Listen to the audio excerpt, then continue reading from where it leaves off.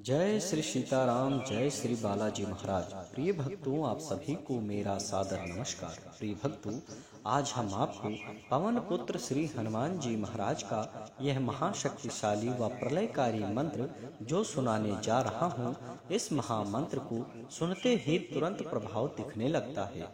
लेकिन अगर आप सच्चे मन से किसी भी समय कोई भी कार्य करते समय सुनते हैं तो आपको शीघ्र ही प्रभाव दिखेगा। यदि आप मंगलवार के दिन किसी भी समय कोई भी कार्य करते समय यदि आप इस महामंत्र को सुनते हैं तो आपके ऊपर प्रभु श्री हनुमान जी महाराज की विशेष कृपा होगी, जिससे आपके जीवन के समस्त प्रकार की नकारात्मक शक्तियां व अंधकार मिट जाएंगे। शरीर की बड़ी से बड़ी बीमारी व पीड़ाएं दूर हो जाएगी। घर की गरीबी व दरिद्रता हमेशा हमेशा के लिए समाप्त हो जाएगा और आपकी कोई भी इच्छा व मनोकामना हो वो शीघ्र ही पूरी हो जाएगी। प्रिय भक्तों, आप सभी लोग जानते हैं परम वीर श्री हनुमान जी महाराज का मंगलवार का दिन बहुत ही खास माना जाता है। मंगलवार के दिन करोड़ों की संख्या में लोग मंदिर जाते हैं और प्रभु श्री हनुमान जी महाराज का पूजा अर्चना करते हैं और मन वांछित फल प्राप्त करते हैं।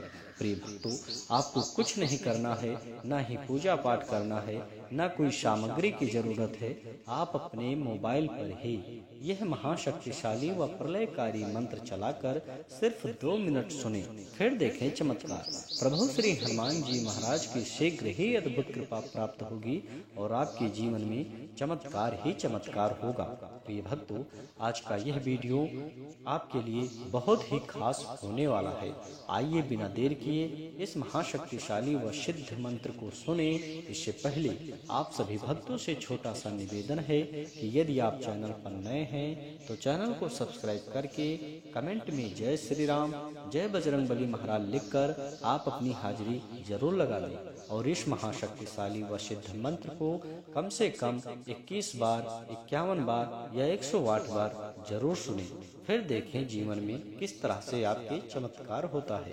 प्रिय भक्तों, यह सिद्ध व चमत्कारिक मंत्र है। ओम नमो हनुमते रुद्रावताराय अध्यात्मकाधि दैविकाधि भौतिकता पत्र निवारणाय रामदूताय स्वाहा। ओम नमो हनुमते रुद्रावताराय अध्यात्मकाधि दैविकाधि भौतिकता पत्र निवारणाय रामदूताय स्वाहा। ओम नमो हनुमते रुद्रावताराय अध्यात्मकाधि दैविकाधि भौतिकता पत्र निवारणाय रामदूताय स्वाहा। ओम नमो हनुमते रुद्रावताराय अध्यात्मकाधि दैविकाधि भौतिकता पत्र निवारणाय रामदूताय स्वाहा। ओम नमो हनुमते रुद्रावताराय अध्यात्मकाधि दैविकाधि भौतिकता पत्र निवारणाय रामदूताय स्वाहा। ओम नमो हनुमते रुद्रावताराय अध्यात्मकाधि दैविकाधि भौतिकता पत्र निवारणाय रामदूताय स्वाहा।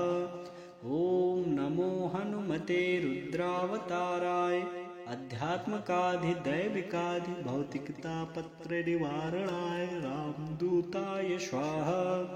ओम नमो हनुमते रुद्रावताराय अध्यात्मकाधि दैविकाधि भौतिकता पत्र निवारणाय रामदूताय स्वाहा।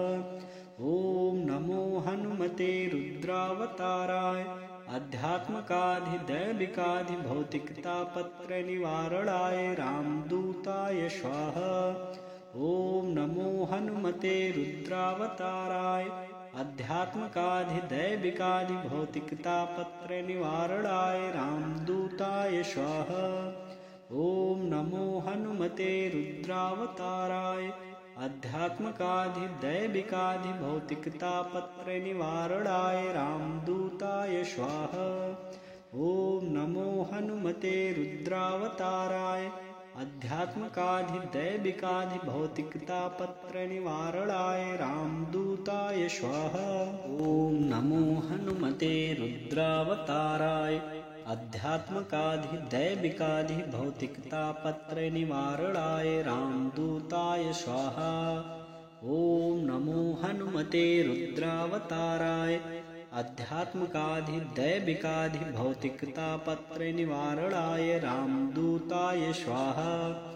ॐ नमो हनुमते रुद्रावताराय आध्यात्मिकाधिदैविकाधिभौतिकतापत्रयनिवारणाय रामदूताय स्वाहा। ॐ नमो हनुमते रुद्रावताराय आध्यात्मिकाधिदैविकाधिभौतिकतापत्रयनिवारणाय रामदूताय स्वाहा। ॐ नमो हनुमते रुद्रावताराय आध्यात्मिकाधिदैविकाधिभौतिकतापत्रयनिवारणाय रामदूताय स्वाहा। ॐ नमो हनुमते रुद्रावताराय आध्यात्मिकाधिदैविकाधिभौतिकतापत्रयनिवारणाय रामदूताय स्वाहा। ॐ नमो हनुमते रुद्रावताराय आध्यात्मिकाधिदैविकाधिभौतिकतापत्रयनिवारणाय रामदूताय स्वाहा। ॐ नमो हनुमते रुद्रावताराय आध्यात्मिकाधिदैविकाधिभौतिकतापत्रयनिवारणाय रामदूताय स्वाहा। ॐ नमो हनुमते रुद्रावताराय आध्यात्मिकाधिदैविकाधिभौतिकतापत्रयनिवारणाय रामदूताय स्वाहा।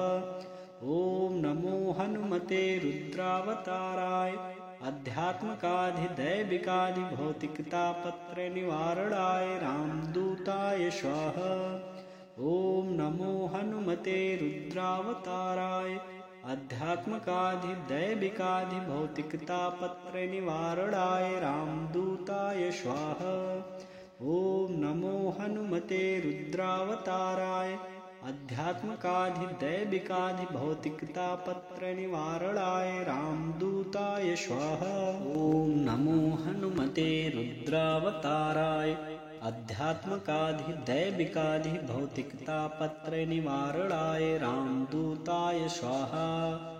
ॐ नमो हनुमते रुद्रावताराय आध्यात्मिकाधिदैविकाधिभौतिकतापत्रयनिवारणाय रामदूताय स्वाहा। ॐ नमो हनुमते रुद्रावताराय आध्यात्मिकाधिदैविकाधिभौतिकतापत्रयनिवारणाय रामदूताय स्वाहा। ॐ नमो हनुमते रुद्रावताराय आध्यात्मिकाधिदैविकाधिभौतिकतापत्रयनिवारणाय रामदूताय स्वाहा। ॐ नमो हनुमते रुद्रावताराय आध्यात्मिकाधिदैविकाधिभौतिकतापत्रयनिवारणाय रामदूताय स्वाहा।